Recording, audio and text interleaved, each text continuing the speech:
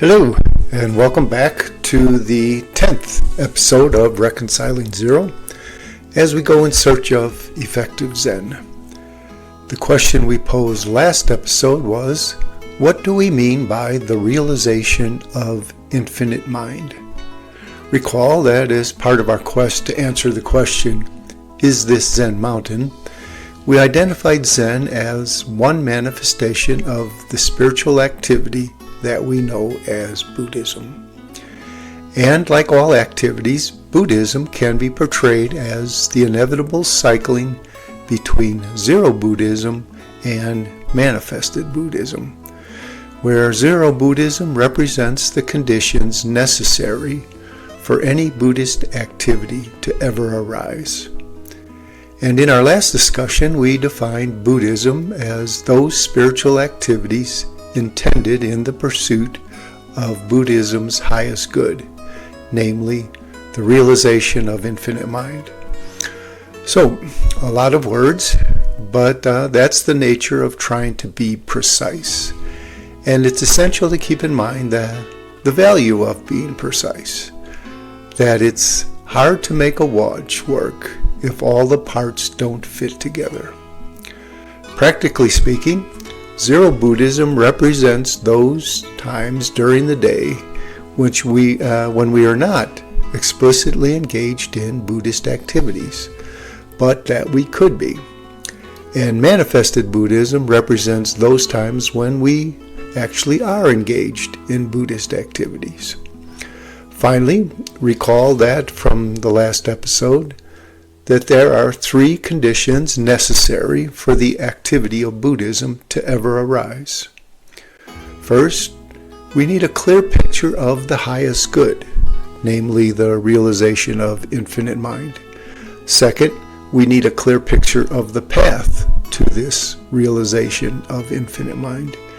Last, we need an understanding of the obstacles expected along the path. And without these three conditions, we cannot do Buddhism. Now, we may do something meaningful and helpful and even spiritual, but it simply won't be Buddhism. And in this episode, we want to address the first of the three conditions for Buddhism, namely the clear picture of the realization of infinite mind.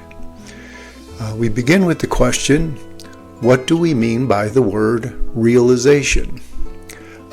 Here the verb to realize is just too perfect. The reason? It has two meanings. First, to understand clearly, and second, to manifest or to make real.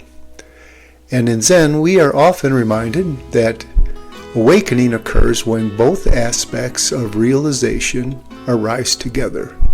That is, when complete understanding arises simultaneously with manifestation.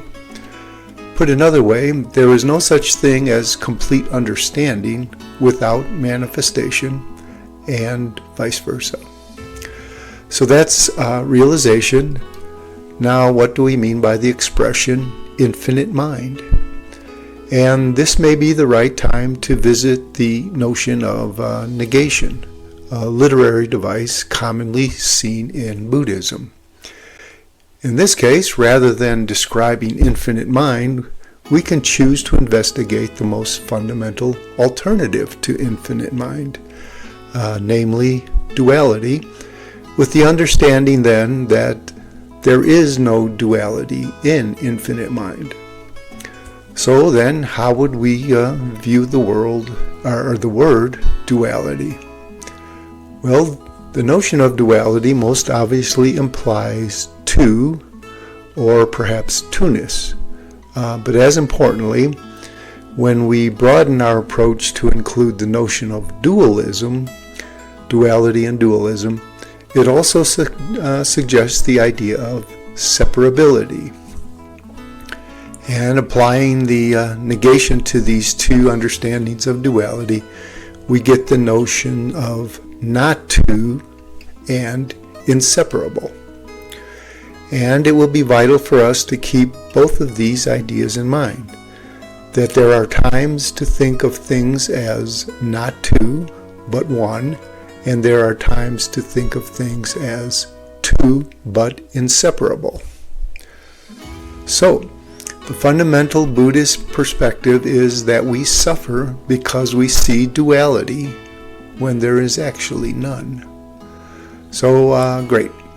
But how about something a little more practical? Well, then, let's introduce something we might call the most fundamental problematic duality. That particular duality that generates the most suffering.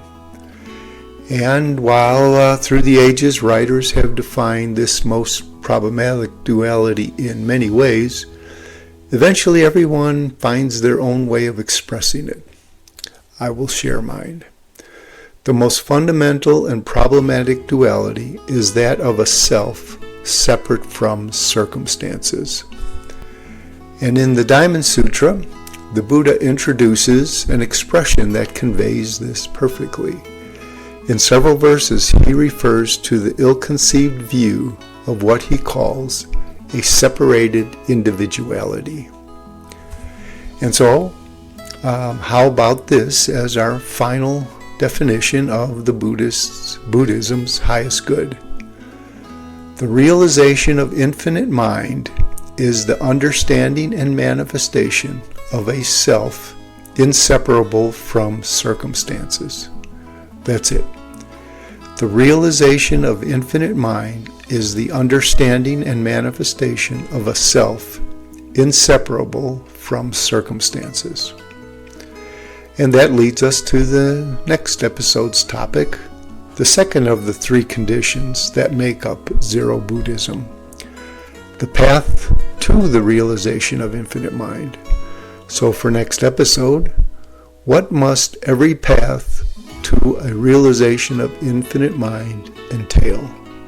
And until next week, cheers!